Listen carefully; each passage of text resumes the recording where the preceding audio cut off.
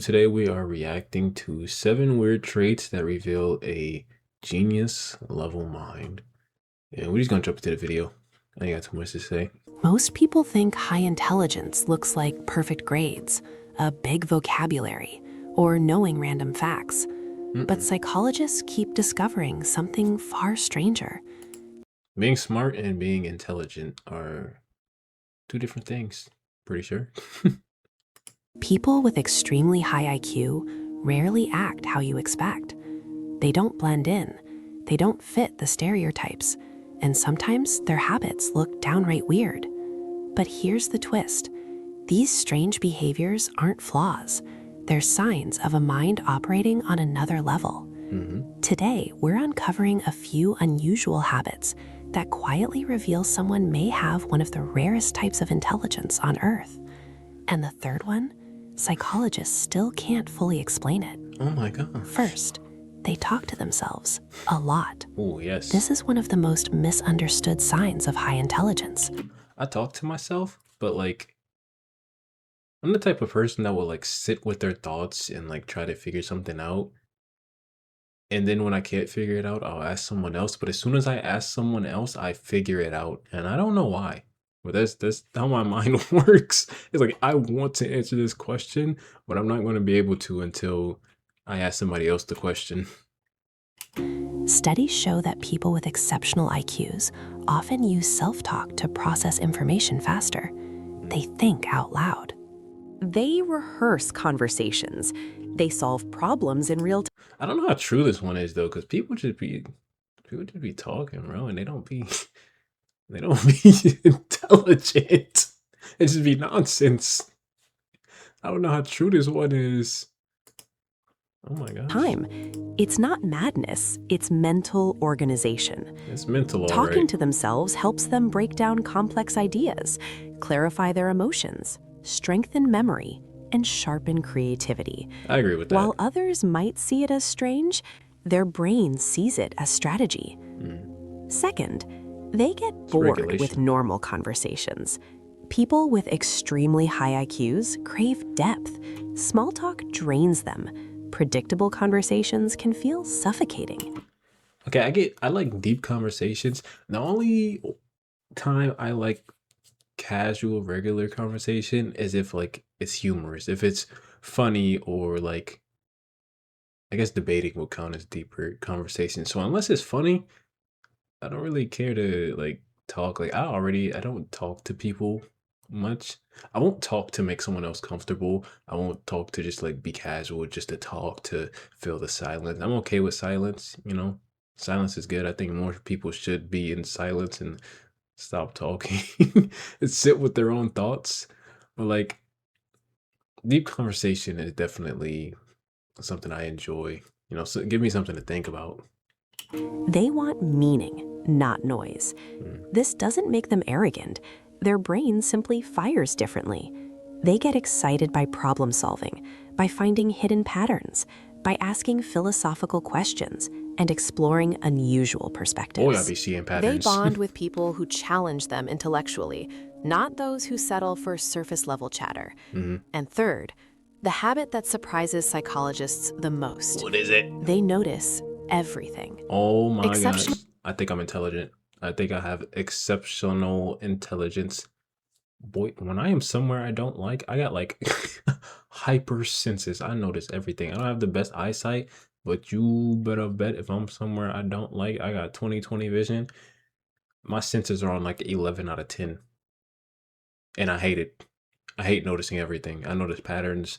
I notice small things. I notice small shifts in someone's body language or if they divert from their usual tone, I will notice it, even if it's for a second. And sometimes I feel like that makes me seem like I might be a little sensitive, which I guess in a sense that would mean I'm sensitive, but not in the way most people would think. I'm sensitive in a way to where I notice change. And when people step out of their norm, even for a second, I will notice it and I will pick up on it. And even if it's unintentional, I don't know. I notice changes in people very easily. I'm sensitive to other people's changes. Highly intelligent people have a kind of hyper awareness. They pick up details that others never see. A slight shift in someone's tone, a Yes. micro expression that flashes for a Yes. fraction of a second, I notice all a of this. pattern in the chaos that no one else can piece together. This well, patterns is something I hate when I see a pattern. Like when I experience something, like start seeing the puzzle pieces come together, I'm like, I know this pattern. And I, I have not been wrong yet. I notice patterns in life, in people, I notice patterns. And it's like I want to be wrong about a pattern when I say I see it. I want to be wrong so bad, but I never am. And it's annoying because I'm like, why is everyone so predictable? Like, I know these patterns, bro. And sometimes you get tired of seeing them and you just go with them. And you're like, I know how this is going to end. And you just go with it anyways because, like, everyone's predictable, you know? But, like, I don't know. This constant stream of processing makes them deeply intuitive, sometimes to a level that feels almost unnatural. I'm But this intuitive. ability comes with a cost. Oh, Their it brain does. rarely shuts off. It don't. A mind that talks to itself to find clarity. Uh-huh. A mind that seeks depth over pleasantries. A mind that sees the world in a resolution others can't perceive. These aren't eccentricities. They are the echoes of a powerful cognitive engine. It suggests that true intelligence isn't about what you know, but about the strange and beautiful ways you process the world around you. Hmm. Overthinking. This is why it's so good that, like, even people we might say are weird or strange or like do things different, it's good that the world has those people because, like, it truly takes like all sorts of people to like make the world f- be able to like function. Yeah, I know there are like there's scientists, there's people who create things all the time, and people are like, you're crazy, you're insane for thinking this way or for doing this or doing that. But no one's calling them insane once it works, right? So I think it's very important to have like these overthinkers. Look at that. Overthinking is really just you being thorough in your thoughts. So is it really overthinking? I think people should overthink more, but like have confidence. Also, it's I don't know. Brain freeze. I'm just going press play. Is often seen as a weakness, a It's sign of not. anxiety. But in gifted minds, it serves a very different purpose. That Windows? High IQ thinkers overanalyze because they can't help but see the world in higher resolution. Mhm. They see the multiple outcomes branching off from a single decision, the hidden risks lurking beneath a simple choice.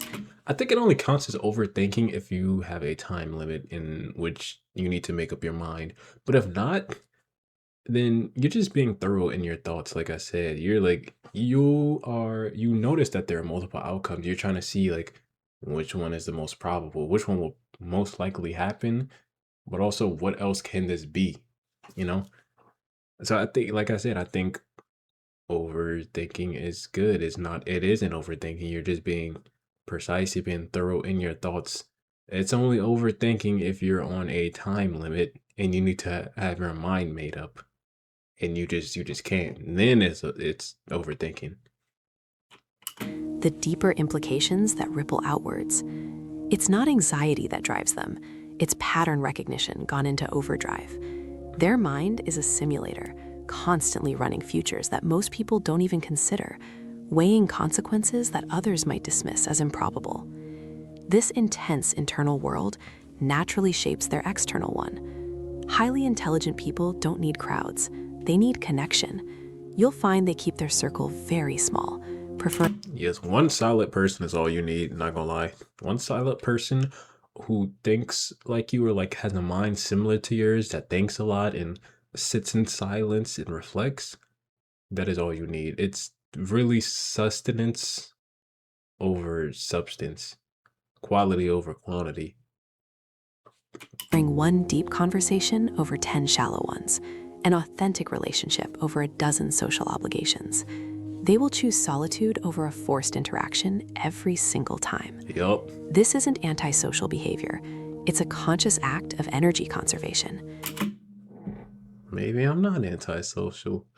Hey, I'm about to start using this on people. I'm like, you're so antisocial. I'm like, nah, I'm just conserving my energy. You feel me? For like when somebody deserving of it come around, you know? They are acutely aware of who drains them and who inspires them, Oh, and they yes. make ruthless, unapologetic decisions about their boundaries to protect that vital energy. Respectfully, And though. what do they do with that protected energy?